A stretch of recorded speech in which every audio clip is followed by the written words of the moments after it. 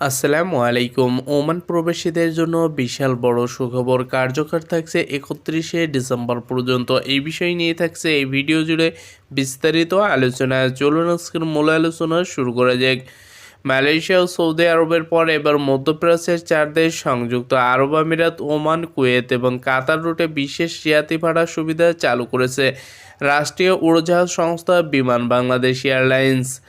বাংলাদেশ এয়ারলাইন্সের এক বিজ্ঞপ্তিতে এই তথ্য জানানো হয়েছে।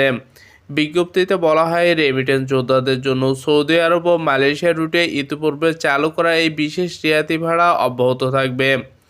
বাংলাদেশ থেকে নতুন কর্মীদের যাওয়ার ক্ষেত্রে এই দুই রুটে একমুখী যাত্রার এই সুবিধা প্রাথমিকভাবে 10ই ফেব্রুয়ারি থেকে 30শে জুন পর্যন্ত নির্ধারিত হলেও নতুন করে সেটি অব্যাহত রাখার ঘোষণা দেয় বিমান।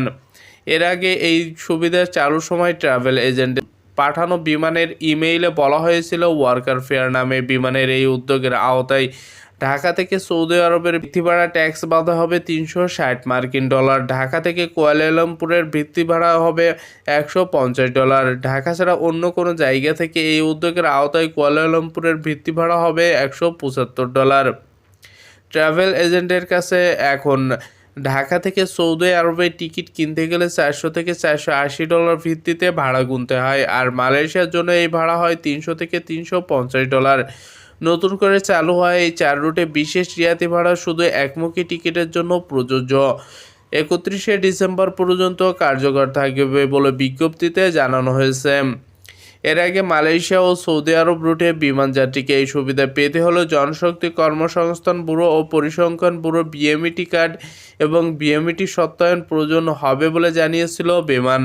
তবে এবার সেটি সহজ করে দেওয়া হয়েছে বলে খবরের কাগজে জানিয়েছে বিমানের জনসংযোগ শাখার মহাব্যবস্থাপক এবিএম রওশন কবির। তিনি বলেন, আগে বিএমইটি সত্যায়ন ছাড়া না পাওয়া এক ধরনের জটিলতা তৈরি হয়েছিল, তাই এই পদ্ধতি এখন সহজ করা হয়েছে। কেউ যদি টিকিট কাটার ক্ষেত্রে শুধু প্রবাসী শ্রমিক হিসেবে যাচ্ছেন সেটি প্রমাণ করতে পারলেই এই সুবিধা পাওয়া যাবে। বিএমইটি সত্যায়নের বাধ্যবাধকতা এখন আর নাই।